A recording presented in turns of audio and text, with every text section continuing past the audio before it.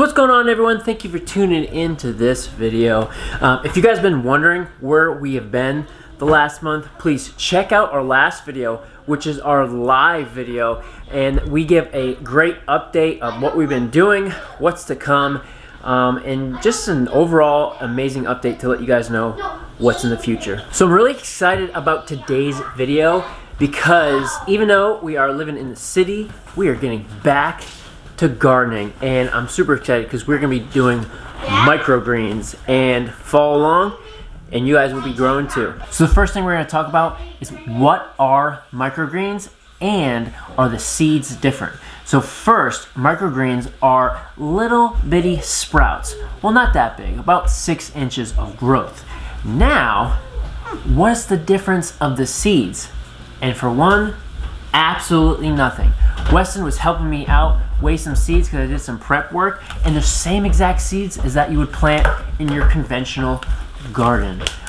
The difference is the plant rate or the density of the amount of seeds you plant.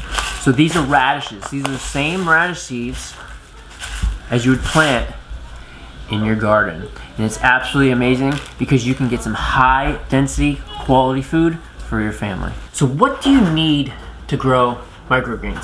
First, you need some trays, some high quality potting soil, and you want that to be super fine. We need some water, best off to have a sprayer, your seeds, and some tape if you want to do some marking. So let's get to growing. So right now what we're gonna do is prep your seed trays. So first we're gonna take 2 cups of water and pour it into the tray.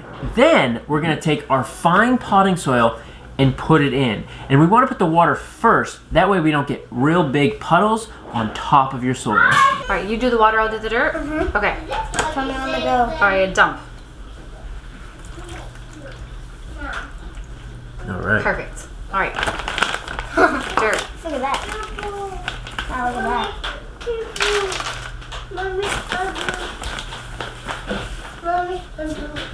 So then you fill up this tray until you have about a 1/4 inch. That way when you harvest, you can just simply run your scissors right on top of the edge of the tray. That way you don't get any dirt and you really don't need to do any washing.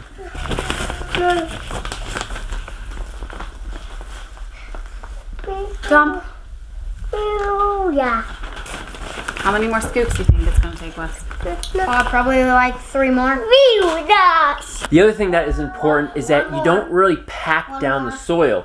All you're gonna do is take a second tray and just lightly tap it and then spread it out so it's even. We are farming with a little girl that loves to get dirty. Play with her hands. That loves to get dirty. So yeah, you're gonna just lightly pack it down like this. Why? That way it's all even. Why, you ask? That's a good question, Chloe. Why? Because there's so many seeds that are gonna be planted, and if you pack it down real good, none of those seeds are gonna be able to get right down in the dirt. So if you do it lightly and your soil's Put fine, that in there, and then you'll have this great carpet where you end up more. just lifting this up right when you're all done. So that seems to be pretty good. Let's do one more. Yeah, one. One more. here, with the scooper, not your hand. Here, nope, dump. All right, now even that out. Come on. Yeah. All right. Now let's take this second tray and tap it down like this. So we're just gonna simply tap it down. You don't need to go too hard, and then you'll probably end up getting some lines. So let's smooth that out. Just smooth it out nice like this. You don't need to go deep. You don't need to go deep. Smooth that out. So next thing we're going to talk about is the seeds and how to prep before you plant. Now, the biggest difference with microgreens and conventional gardening is the amount of seeds you plant. Also, the spacing. They're going to be really tight together. So, for example, radishes, we're going to be using 25 grams of seeds in a 10 by 20 tray. You excited? Yeah. We got these radish seeds. And we got a bunch of different seeds here. We're going to do some radishes, we're going to do Swiss chard, some beets, broccoli, and we're also going to be doing some kale and carrots.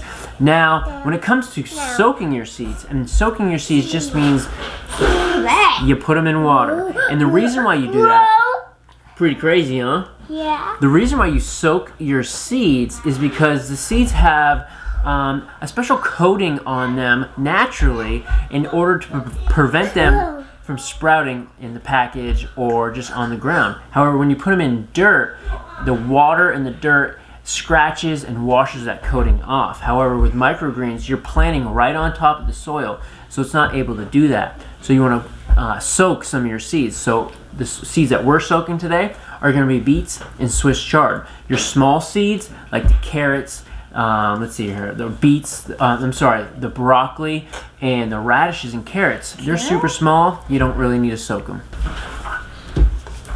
All right, so the first seeds we're going to be planting today, Weston has chosen carrots. What? You coming over here? Now, carrot seeds are super small, super tiny. I don't know if you can get a good shot of that, but they're super small, super flaky, and what you're basically going to do, this soil tray has been patted down nice. We put the 2 cups of water in it, and basically you're going to try to just sprinkle all around real lightly and evenly, especially around the edges.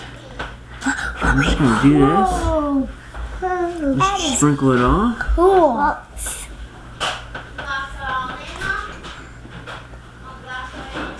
That is cool. We're just going all around here. Let me show you guys. Let me show you what we're doing. Just sprinkle them on like salt. Yeah. It's important that you're even all the way around. That way you don't have a bunch of clumps. Sorry.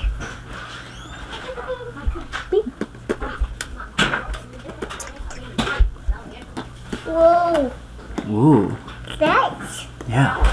And it's important when you have a 2-year-old helping, they don't grab the soil and the seeds and mix it all up. But if it happens, it's all right. Why? So now that the seeds are planted, we're going to do a nice mist of water and get it on the growing rack. No, Mommy, Daddy. No, Daddy. Now it's important that we don't have big pools of water, so that's why we put most of the water at first underneath the soil so it soaks upwards. And every day we're just going to come along and spray it like this with the squirt bottle. So yeah, let's get it nice and even. So we are right now in the growing room and everyone's toy room. It's pretty mess right now. We had all these toys right on top of Jet and he was trapped. But right now we're going to finish up these carrots. And what we're going to do is we're going to put this tray right on top of the seeds. Maybe put a little bit of pressure. And this is going to make it seem like they are underneath the ground. With conventional gardening, the soil is on top of the seeds and it helps them germinate. Now we're going to do the same thing right now because right now the seeds are right on top of the tray. Right on top of the soil, I mean. So we're going to do that. And let's fill up the rest of these trays.